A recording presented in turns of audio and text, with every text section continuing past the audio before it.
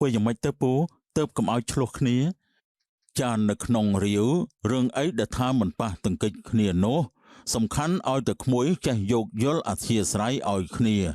ក្មួយអើយកុំចង់ចាញ់ចង់ឈ្នះគ្នាអីប្តីប្រពន្ធរបស់យើងទេបាទលោកពូក្មួយយល់ហើយពូចង់សួរក្មួយរឿងមួយតែពូសួរទៅហាក់បីដូចជាជ្រៀតជ្រែកក្នុងជីវិតរបស់ក្មួយអញ្ចឹងសូមពូនិយាយមកចុះពូក្មួយខ្លួនឯងតាខ្ញុំមិនប្រកាន់ទេបើក្មួយមានប្រពន្ធហើយគួរណាទៅរស់នៅបែកពីម្ដាយរបស់ក្មួយទៅហេតុអីទៅពូមិននិយាយទាំងអស់ទេតែភាកច្រើនកូនប្រសាស្រីពុំសូវត្រូវជាមួយនឹងម្ដាយក្មេកទេតែម្ដាយរបស់ខ្ញុំនិងរស្មីមានទំនាក់ទំនងល្អណាស់ពូស្គាល់ម្ដាយរបស់ឯងច្បាស់បើពូនិយាយខ្លាចក្មួយមិនជឿពូថាប្រពន្ធរបស់ក្មួយមិនអាចរស់នៅជាមួយនឹងម្ដាយក្មួយបានយូរទេខ្ញុំមិនដឹងដែរពូខ្ញុំសុំលាលោកពូទៅផ្ទះសិនហើយខ្លាចអ្នកនៅផ្ទះចាំបាយតឹងបងស្អែកអូនចង់ទៅលេងផ្ទះពុកម្ដាយរបស់អូនម្ដងព្រោះខានទៅលេងគាត់រៀងយូរដែរហើយស្អែកបងទៅធ្វើការមិនបានទៅជាមួយអូនទេរស្មីអូនតាំងតែពីអូនមករស់នៅជាមួយម្ដាយរបស់បងតើអូនមានបញ្ហាអីដែរឬក៏អត់អត់អីទេបងបើមានរឿងអីអូនប្រាប់បងមកណាកុំលាក់លៀមអីបើអូនពិបាកចិត្តត្រង់កន្លែងណាប្រាប់បងឲ្យដឹងផងចាបងណែវិសាលម៉ែមានរឿងចង់សួរកូនបន្តិចបាទម៉ែមានការអីមែនប្រពន្ធរបស់ឯងទៅលេឪពុកម្ដាយរបស់គេប្រហែលថ្ងៃបាទម៉ែឮថាទៅពី3ថ្ងៃម៉ែសួរតែប៉ុណ្្នឹងទេមែនទេម៉ែពេលបាក់ប្រាក់ខែមកណាកូនឯងឲ្យទៅរស្មីទាំងអស់មែនណាបាទម៉ែខ្ញុំឲ្យទាំងអស់ហ្នឹង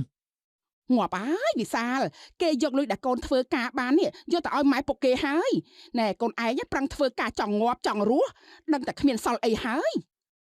បើប្រពន្ធរបស់ខ្ញុំគឺយកទៅឲ្យគ្រួសារខាងគេខ្លាំងមានទៅទាស់ខុសអីម៉ែព្រោះនោះជាឪពុកម្ដាយរបស់នាងណាមួយពួកគាត់ក៏រៀងចាស់ណាស់ដែរហើយពួកគាត់ក៏ជាឪពុកម្ដាយក្មេករបស់ខ្ញុំដែរតើម៉ែអើយកូនល្ងងអើយកូនឯងនេះល្ងងងាប់តែម្ដងងាប់ឲ្យគេបោកទេខ្ញុំហត់ណាស់ម៉ែខ្ញុំចូលទៅសម្រាកសិនហើយហើយវិសាលកូនខ្ញុំនេះពិតជាអត់ដឹងអីមែនពុកអាណាម៉ែក៏ទៅណាហើយម្ដាយរបស់កូនទៅរៀបចំរបស់របរខ្លះទុកផ្ញើកូនណែនិយាយអញ្ចឹងតើកូនទៅរស់នៅខាងប្តីយ៉ាងម៉េចដែរកូនហើយពុកអើយផ្ទះគេមិនដូចជាផ្ទះយើងទេប្តីរបស់កូនធ្វើបាបមែនទេមិនមែនអញ្ចឹងទេពុកគាត់មើលថែកូនបានល្អណាស់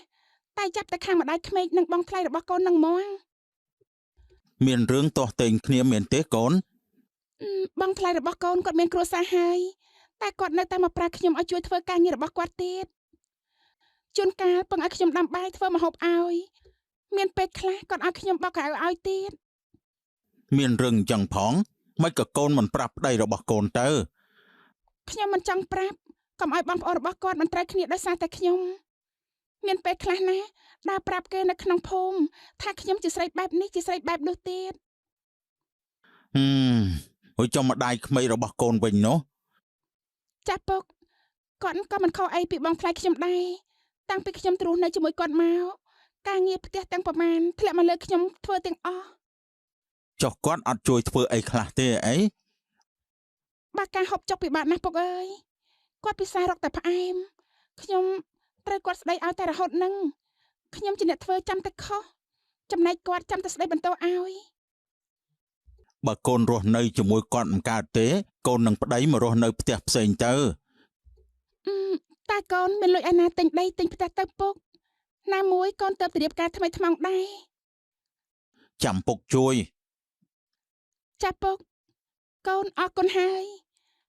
មិនដឹងថាម៉ែគាត់ដាក់របស់របរអីខ្លះទេសង្ស័យតែដាក់រៀងច្រើនហើយមើលទៅព្រោះយូរកូនមកលេងម្ដងនោះណែលេងក្មួយខំប្រឹងធ្វើការសឹងអីមិនក៏យកលុយទៅលេងល្បែងអញ្ចឹង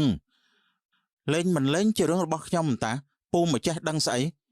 មិនឲ្យពូចេះដឹងយ៉ាងម៉េចព្រោះប្រពន្ធរបស់ឯងត្រូវជាក្មួយរបស់យើង